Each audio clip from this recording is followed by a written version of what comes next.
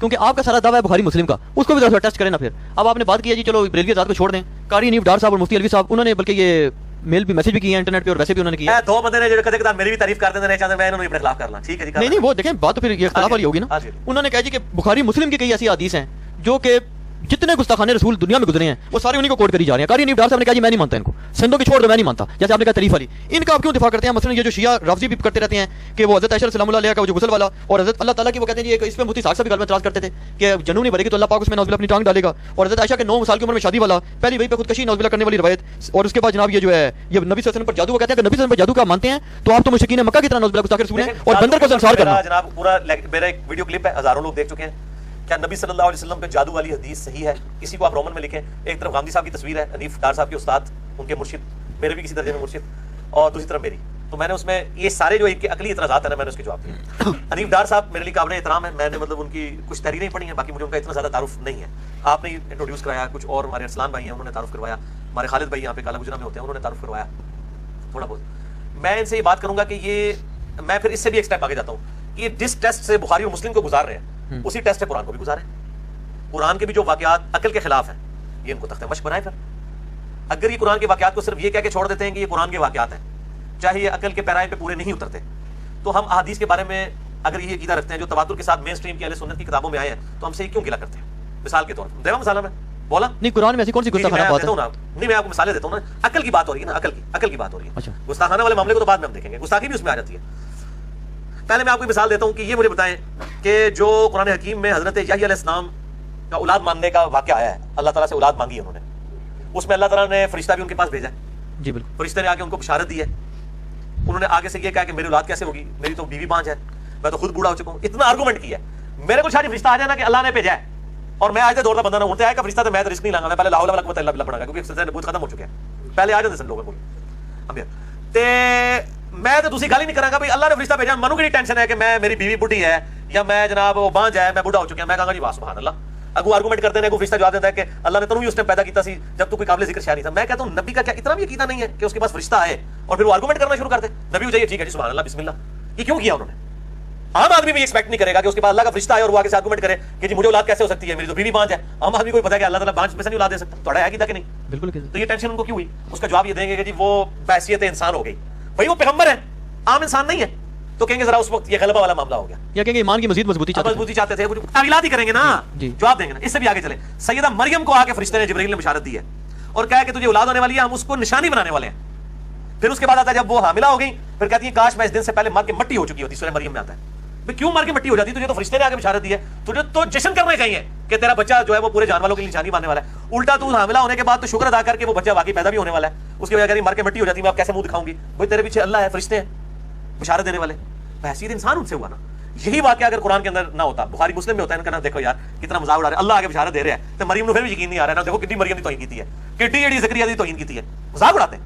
یہ جو حضرت خضر اور موسیٰ کا واقعہ ہے گردن مروڑنے والا، یہ اگر بخاری مسلم میں آتا، میں نے اسی پارٹی کے ایک بندے سے پوچھا، کہتا ہے جی اگر بخاری مسلم میں ہوتا نا ہم اسے اٹھا کے پرے مارتے. اب قرآن میں تو ہمیں مجبوراً ماننا پڑتا ہے تو تعویل کرنی پڑتی ہے. جی مسئلہ تقدیر ہے، یہ ہر چیز کی تعویل کرتے ہیں. زید ابن حارثہ کی جو بیوی والا مسئلہ ہے، دل تو یہ بھی نہیں مانتا کہ ایک بندے کو بچے نے بچپن سے ایک بندے نے پالا ہو پھر اس کی بہو کے ساتھ چاہے وہ منہ بولے کیوں نہ خود شادی کر لے. کی ہے نا اللہ کے نبی نے، اور قرآن نے کہا ہم نے یہ رسم توڑی ہے. یہ واقعہ اگر بخاری مسلم میں آیا ہوتا نا کہتا دیکھو یار اللہ نے رسم توڑنے سے اپنی نبی دی عصمت نو جڑا ہے وہ تختہ مشق بنانا سی. نعوذ باللہ کوئی اور طریقہ نہیں سی رسم توڑنے دا. دیکھو زید ابن حارثہ چلو منہ بولے سی لیکن نبی تو اتنی اعلیٰ درجے کی شخصیت ہوتی ہے کہ عرف عام میں بھی وہ چیزیں عیب سمجھی جاتی ہیں، نبی اس سے پاک ہوتا ہے. یہ ہو ہی نہیں سکتا کہ زید ابن حارثہ کی جو ہے وہ متعلقہ کے ساتھ اللہ کے نبی نے شادی کی ہو. یہ بالکل فراڈ ہے. قرآن میں آیا مان رہے ہیں نا. اس قسم کے کئی واقعات ہیں. وہ کووں والا واقعات ہیں، 2 کوے نان سائنٹیفک واقعہ بھی کہتے ہیں. وہ 2 کوے لڑے، سورہ المائدہ میں آتا ہے. ایک کوے نے جناب دوسرے کو جب مار دیا اس کی قبر بنا کے اسے دفنا دیا، قابیل اور حابیل کا واقعہ. تو یہ اگر بخاری مسلم میں ہوتا پھر دیکھتے ڈار صاحب الوی صاحب کیسا مذاق اڑاتے ہیں. انہوں نے کہا سی لیاؤ کتنے جو کوے ہو مولویو، یہ کیڑی مسیت کوے ہوتے ہیں. اس طرح انہوں نے مذاق اٹھا کے کالم لکھنے تھے انہوں نے. اب قرآن میں آیا ہوا ہے تو ہم یہ مذاق نہیں اڑاتے. تو ہم بھی کہتے ہیں کہ ہم احادیث کی تعویل کرتے ہیں. میں بار بار بھی کہوں گا حنیف ڈار صاحب کو بھی، غامدی صاحب اور ان کے ساتھیوں کو، کہ اگر ان کی بنیاد کے اوپر کسی مسلمان نے غلط عقیدے بنا لیے ہوئے نا پھر آپ ضرور مسلمانوں کے اوپر ٹونٹ کریں. جادو والی احادیث کو مان کے کس نے یہ عقیدہ رکھ لیا ہے کہ حضور صلی اللہ علیہ وآلہ وسلم پہ چونکہ جادو ہوا تھا لہٰذا آپ کی جو تعلیمات ہیں وہ غیر محفوظ ہے؟ کیا کسی مسلمان نے عقیدہ بنایا؟ تو پھر آپ کو ٹینشن کس بات کی ہے؟ رہے غیر مسلم تو غیر مسلم تو قرآن پہ بھی اعتراض کرتے ہیں تو آپ جواب دیتے ہیں نا، وہ پھر بھی سیٹسفائی نہیں ہوتے. سیدہ عائشہ کی 9 سال عمر ہے، آپ یہ 9 کو 19 کر لیں غامدی صاحب کی طرح، تو کیا یہ غیر مسلم خوش ہو جائیں گے؟ وہ کہیں گے نبی کی تو پابند تھی، انہیں کو ترائنا زبر ضرب دو تو بن جاتے ہیں. حنیف ڈار صاحب نے کوئی رسول دیا نا, وہ کہتے ہیں جی آپ کو شرم نہیں آتی کہ سارے لوگوں کو علماء کو کہنا, انہوں نے کہا آپ کو یاد نہیں آتی کہ جو بات آپ اپنی ذات کے لیے پسند نہیں کرتے آپ اللہ کے رسول پہ نعوذ باللہ وہ توبت لگاتے ہیں. پسند نہیں کرتے, انہوں نے کہا جی اپنی بیٹی کی آپ شادی کر سکتے ہیں 9 سال کی بچی کی. اگر ہم آپ صلی اللہ علیہ وسلم کے دور میں ہوتے ہیں اور آپ صلی اللہ علیہ وآلہ وسلم کو خواب میں میری بچی کا دکھایا جاتا حضرت جبرائیل کے ذریعے کہ یہ بیوی بننے والی ہے اور اللہ کے نبی مجھ سے رشتہ مانگ لیتے تو میں ضرور دیتا. کیوں نہ دیتا, وہ اللہ کے نبی ہے, کیوں نہ دیتا رشتہ. تو وہ کہتے ہیں آج کے جو شیخ الحدیث ہیں ان کو کیوں نہیں دیتے. آج کل تو چھوڑ دیں, حنیف ڈار صاحب سے کہیں کہ آپ اپنے ابو سے پوچھیں کہ ان کی کتنی عمر میں شادی ہوئی تھی اور آپ کی کتنی عمر میں, اور آپ نے اپنے بچے کی کتنی عمر میں کرنی ہے. اسی میں 8-10 سال کا فرق نکل آئے گا. ٹرینڈ چینج ہو رہا ہے. آپ ذرا اپنے دادوں کو دیکھیں نا, ان کی 18-17 سال کی عمر میں شادی ہوئی ہیں. یہاں 27-28 سال کی عمر میں 30 سال کی عمر میں شادیاں شروع ہوتی ہیں مردوں کی, بچیوں کی تو چھوڑ دیں. ٹھیک ہے, تو ٹرینڈ تھا اس زمانے کے اندر, ٹرینڈ تھا, اس میں کون سا مسئلہ ہے. نہیں اگر حضرت عائشہ سلام اللہ علیہ کی عمر مبارک جو ہے وہ 19-20 سال ہو جائے تو کوئی مان لے, آپ اس میں کیا اعتراض ہے. ہمیں کوئی اعتراض نہیں ہے کہ بخاری مسلم کے آپ اندر مقلد ہوئے ہیں. کہتے ہیں جی آپ مان لیں, اس سے آپ غیر مسلم کو اگر خوش کر سکتے ہیں نا تو آپ خوش کر کے بتا دیں. وہ نہیں خوش ہوں گے, وہ کہیں گے 19 کی 52 کے ساتھ پھر بھی کویشن نہیں بنتی. حنیف ڈار صاحب کو کہیں 19 میں 30 سال جمع کریں خود سے, پلیز اس کے اندر وہ ایک فیکٹر آف سیفٹی لگا دیں. ہماری انجینئرنگ میں ہوتا ہے فیکٹر آف سیفٹی. ٹھیک ہے, تو اس میں 30 جمع کریں, 49 بنائے, تھوڑی محنت کر کے کسی طریقے سے 49 کی 52 سال سے ہو جائے پھر ٹھیک ہو جائے گا.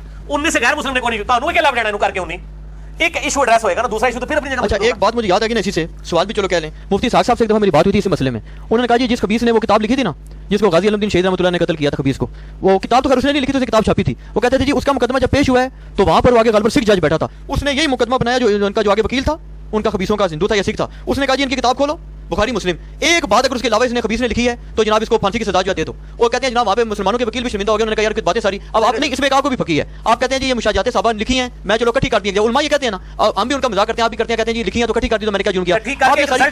اگر یہ ساری اکٹھی کر کے آپ چھاپنے کی ضرورت رکھتے ہیں کیا چیز, یہ جتنی 12-15-16-20 روایات جو اس پہ آپ ایک ریسرچ پیپر لکھنے میں تیار ہیں. بالکل تیار ہیں. آپ ایشو لے کے آئیں کہ ابھی اگر ایشو مسلمانوں میں اٹھا ہے نا, اس کے اوپر مسلمانوں میں کوئی اختلاف اٹھا ہوا ہے کہ آدھے مسلمان یہ کہتے ہیں آدھے یہ کہتے ہیں, میں ضرور اس کے اوپر بات کروں گا. میں بھی کر رہا ہوں, آپ کر رہے ہیں, میں نے آپ کو خاموش تو نہیں کروایا. میں نے یہ تو نہیں کہا کہ آپ سیدہ عائشہ پہ بات نہ کریں, ہم بات کرنے کے لیے تیار ہیں. ٹاپک تو اس وقت بنے گا جب ایک ایشو سامنے آئے گا. اب غیر مسلموں نے کیا ہے, پہلی بات یہ بالکل بات غلط ہے کہ ساری زبانی کلامی آپ کی باتیں ہیں کہ جو اس نے جمع کی ہیں, جمع ضرور کرتے ہیں, جمع تو قرآن کی آیات بھی وہ کرتے ہیں. نہیں مجھے مفتی صاحب نے بتایا کہ جو یہ سلمان رشدی نے سٹینک ورسز والی کتاب لکھی ہے اس نے تو قرآن کی آیات بھی کوٹ کی ہیں. ٹھیک ہے, احادیث میں قرآن کی آیات کے شان نزول والے واقعات بھی کوٹ کی ہیں. کیا وہ اصول محدثین پہ ثابت بھی ہے کہ نہیں؟ بخاری مسلم سے کوئی واقعہ نکل کر کے ایک بندہ اپنی مرضی سے رزلٹ نکال رہا ہے جو اس میں سے نہیں نکل رہا. ایک تو ہے جو اس میں سے رزلٹ نکل رہا ہے وہ الگ بات ہے, اگر اس میں سے وہ رزلٹ نہیں نکل رہا اور وہ نکال رہا ہے دوست کے ساتھ کو 2-4 تاریخی روایتیں ایڈ کر کے ضرب تقسیمیں بنا کے, وہ تو قرآن میں زید بن حارثہ کی بیوی کے ساتھ جو آپ صلی اللہ علیہ وسلم کا نکاح کا مسئلہ ہے, وہ قرآن پاک سے آیات ڈھونڈ کے 7 تاریخی روایتیں لگا کے تو ایک ضرب تقسیمیں لگا کے, جس علی اجمیری صاحب نے بھی صاحب اور سکر کی بحث میں کشف مجموع میں رزلٹ نکالا ہے. میں آپ سے چیلنجن یہ بات کرتا ہوں کہ کبھی بھی تاریخی جھوٹی روایتوں کو ساتھ جوڑے بغیر بخاری مسلم یا قرآن پاک سے کوئی ایبسولوٹلی ایسا رزلٹ نہیں نکال سکتا کہ جو ہماری عقائد و نظریات کے خلاف ہو. میرا چیلنج ہے کوئی مثال پیش کریں, ایبسولوٹلی کوئی ایگزامپل پیش کریں, ایبسولوٹ ساتھ جوڑنا پڑے گا لازمی, جوڑے بغیر کوئی رزلٹ نہیں نکلے گا. اب یہ رہا واقعہ صحیح بخاری سے جو پیش کرتے ہیں کہ نبی صلی اللہ علیہ وسلم جب وحی میں ڈلے ہوا تو خودکشی کے لیے جاتے تھے, یہ روایت ضعیف ہے. نہیں یہ تو غالباً بخاری میں نہیں, بخاری میں لیکن ضعیف ہے. ضعیف بخاری کیسے ضعیف ہے؟ بخاری کی صرف حدیثیں صحیح ہے نا جی. کس کا دعویٰ ہے کہ بخاری میں جو کچھ لکھا ہے 2 گتوں کے درمیان وہ صحیح ہے؟ کیا یہ کسی کا دعویٰ ہے؟ بریلوی دیوبندی اہل حدیث, آپ کو تو پتہ ہے شیخ زبیر صاحب سے بھی آپ ڈسکشن کرتے رہے. کیا جس طرح یہ 2 گتوں کے درمیان قرآن محفوظ ہے, ہم کیا کہتے ہیں 2 گتوں کے درمیان, یہ بخاری پڑھی ہوئی ہے میرے سامنے, یہ بخاری 2 گتوں کے درمیان جو کچھ لکھا ہے وہ صحیح لکھا ہوا ہے. ہم بخاری کی صرف مرفوع متصل صحیح الاسناد جو روایتیں ہیں جو ان کو صحیح مانتے ہیں. بخاری میں جو اقوال موجود ہیں بے سند معلق روایتیں ہیں ان کو تو کوئی بھی صحیح نہیں مانتا. بخاری میں لکھا ہے حضرت عیسیٰ مار چکے ہیں, بریلوی دیوبندی اہل حدیث مانتے ہیں. میں نے مسئلہ نمبر 12 میں روایت بھی بیان کی تھی. اسی طریقے سے بخاری میں جو وہ سویبہ لونڈی کا ذکر آتا ہے جو حضور صلی اللہ علیہ وسلم کی یعنی ان کی پیدائش کی خوشی میں ابو لہب نے لونڈی ذات کر دی تھی, وہ جو خواب دیکھا, بے سند روایت ہے, اس کو ہم صحیح نہیں مانتے. احادیث صحیح ہے. اس طریقے سے اس میں بھی جو ہے وہ زہری کہہ رہا ہے فیما بلغنا, ہم تک یہ بات پہنچی ہے کہ نبی صلی اللہ علیہ وسلم خودکشی کے لیے جاتے تھے. فیما بلغنا میں انہوں نے سند نہیں بیان کی ہے, زہری تابعی ہے, کوئی وہ صحابی ذکر نہیں کر رہا, یہ مردود ہے روایت. بلکہ شیخ زبیر علی صاحب نے وہ جو ملتان والا وہ سعید ملتانی نے جو وہ بخاری محدث قرآن مقدس اور بخاری محدث وہ جو کتاب لکھی ہے اس کے جواب میں شیخ زبیر صاحب نے بخاری پہ جو اعتراضات کا جائزہ لیا ہے اس میں انہوں نے اس روایت کو بھی لکھا ہے کہ یہ روایت تو ضعیف ہے, اس کی منقطع روایت ہے. یہی ہے نا جو عمران خان صاحب نے بیان کر دی تھی, تو سارے مولویوں کے پیچھے گستاخی کا فتویٰ لگا رہے تھے. وہ عمران خان صاحب ذرا الفاظ کا چناؤ جو ذرا سخت ہو گیا تھا نا کہ جی حضور صلی اللہ علیہ وسلم بھی اپنی کاز کے لیے خودکشی کرنے کی کوشش کرتے تھے اور وہ اس طرح کے الفاظ استعمال کیے. روایت تو بخاری کے اندر موجود ہے لیکن ضعیف روایت ہے. بخاری میں صرف حدیثیں صحیح ہیں, اور یہ میرا اپنا نہیں عقیدہ ہے. اہل حدیث جو سب سے زیادہ بخاری مسلم کے دفاع کرنے والے ہیں ان کا بھی یہی موقف ہے کہ بخاری مسلم کی صرف حدیثیں صحیح ہیں. اس میں جو روایتیں ضعیف آئی ہیں بغیر سند کی آئی ہیں ان کی کوئی گارنٹی نہیں ہے. جناب اولا کی کتاب ہی ہے یہ, اس میں ان کا بھی اعتراض ہو گیا جو کہتے ہیں آپ قرآن کو بخاری کو قرآن کی طرح محفوظ مانتے ہیں. نہیں مانتے بھائی, کب کہا ہم نے؟